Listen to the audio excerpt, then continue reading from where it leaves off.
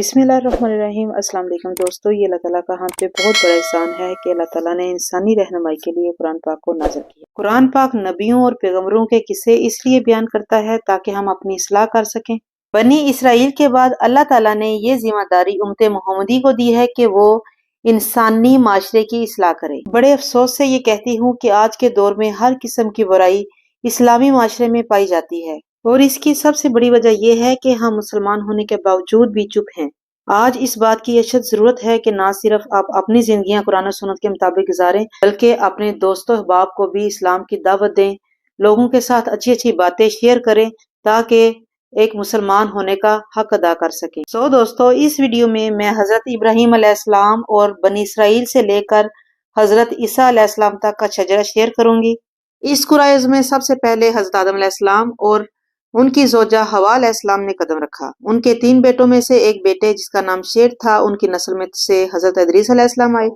हजरत इदरीस अलैहिस्सलाम की नस्ल में से हजरत नूह अलैहिस्सलाम आए और हजरत नूह अलैहिस्सलाम के हजरत इदरीस रिश्ते में परदादा लगते थे। हजरत नूह अलैहिस्सलाम की कौम जब अल्लाह ताला की नाराजगी और सरकशी की मुर्तकिब हुई तो अल्लाह ताला के हुक्म से हजरत नूह अलैहिस्सलाम ने एक कश्ती बनाई जिसमें अल्लाह ताला के बंदे और हजरत नूह अलैहिस्सलाम और जानवरों के कुछ जोड़े सवार हुए। इसके अलावा बाकी तमाम कौम पानी में गर्क होगी, जिसमें हजरत नूह अलैहिस्सलाम की बीवी और बेटा भी शामिल था।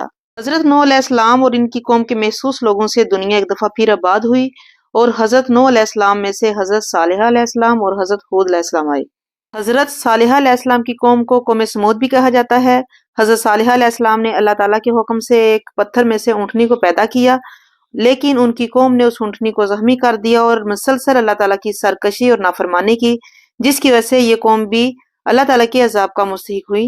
हजरत सालेह अलैहिस्सलाम की आगे नस्ल नहीं चली, लेकिन हजरत हूद अलैहिस्सलाम जो कि नूह अलैहिस्सलाम की नस्ल में से थे, इनकी नस्ल में से हजरत लूत अलैहिस्सलाम आए और कौम लूत भी अल्लाह ताला के अजाब का मुस्तहिक हुई। लेकिन कौम लूत में से हजरत इब्राहीम अलैहिस्सलाम आए जो कि हजरत लूत अलैहिस्सलाम के भतीजे थे।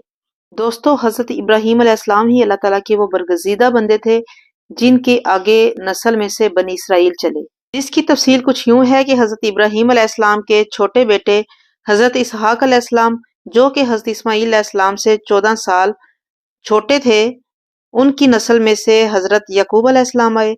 हजरत यकूब अलैहिस्सलाम के 12 बेटे थे। इन 12 बेटों में से हजरत यूसुफ अलैहिस्सलाम भी शामिल हैं जो कि अल्लाह ताला के नबी थे।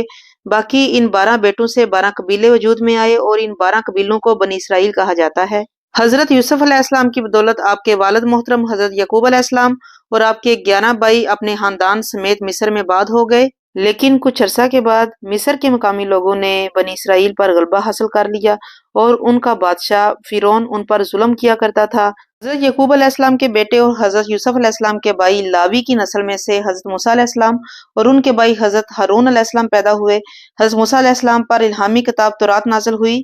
हजरत मूसा अलैहिस्सलाम की बदौलत अल्लाह ताला के हुक्म से बनी इसराइल ने फिरौन से निजात हासिल की और फलस्तीन में आबाद हुए। हजरत यकूब अलैहिस्सलाम के बेटे यहूदा में से हजरत दाऊद अलैहिस्सलाम पैदा हुए, जिन पर अल्लाह ताला ने इल्हामी किताब ज़बूर नाज़िल की। हजरत दाऊद अलैहिस्सलाम के बेटे हजरत सुलेमान अलैहिस्सलाम थे।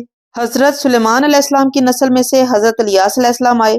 हजरत इलियास अलैहिस्सलाम की नस्ल में से यूनुस अलैहिस्सलाम आए, जिनको मछली ने जिंदा निगल लिया था। हजरत मूसा अलैहिस्सलाम के भाई हजरत हारून अलैहिस्सलाम की नस्ल में से हजरत जिक्रिया अलैहिस्सलाम पैदा हुए और अल्लाह ताला ने हजरत जिक्रिया अलैहिस्सलाम को बुढ़ापे में एक बेटा अता फरमाया, जिनका नाम हजरत याहिया अलैहिस्सलाम था। हजरत सुलेमान अलैहिस्सलाम जो कि हजरत दाऊद अलैहिस्सलाम के बेटे थे, उनकी नस्ल में से हजरत इमरान अलैहिस्सलाम पैदा हुए और हजरत मरियम अलैहिस्सलाम हजरत इमरान अलैहिस्सलाम की बेटी थी।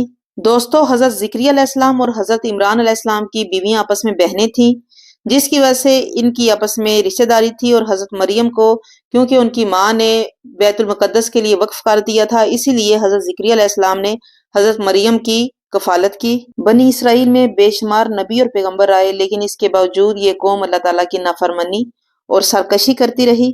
इस कौम ने नबियों और पैगंबरों को ना सिर्फ जुटलाया बल्कि उनको नाहक कत्ल भी किया। अल्लाह ताला के हुक्म से हजरत मरियम अलैहिस्सलाम के बतन से हजरत ईसा अलैहिस्सलाम बिन बाप के पैदा हुए और ये इन लोगों के लिए एक मौजज़ा था। लेकिन बदकिस्मती से इन लोगों ने हजरत ईसा अलैहिस्सलाम को भी जुटलाया और उनको सलीब पर चढ़ाने का फैसला कर दिया। बट अल्लाह ताला की मर्जी कुछ और ही थी। हजरत ईसा अलैहिस्सलाम को अल्लाह ताला ने आसमान पर जिंदा उठा लिया। फिर रोमन एम्पायर ने इन पर जुल्म करने शुरू किए بنی اسرائیل کے مسلسل ظلم اور نافرمانیوں کی وجہ سے اللہ تعالیٰ نے ان کو امت مسلمہ کے درجے سے معزول کر دیا، اور اب حضرت عیسیٰ علیہ السلام بنی اسرائیل میں سے آخری نبی ہیں۔ بنی اسرائیل میں سے اب کوئی نبی نہیں آئے گا، اور قیامت سے پہلے حضرت عیسیٰ علیہ السلام کا ظہور ایک دفعہ دوبارہ ہوگا۔ اللہ تعالیٰ پہلی قوموں اور ان کے عذاب کے قصے ہمیں اس لیے سناتے ہیں کہ امت محمدی کم از کم ان سے عبرت حاصل کرے اور اپنے آپ کو راہ حق پر لگائے، تاکہ اللہ تعالیٰ کے عذاب اور ناراضگی سے بچ سکے۔ اللہ تعالیٰ ہمیں سیدھے راستے پر چلنے کی توفیق عطا فرمائے، آمین یا رب العالمین۔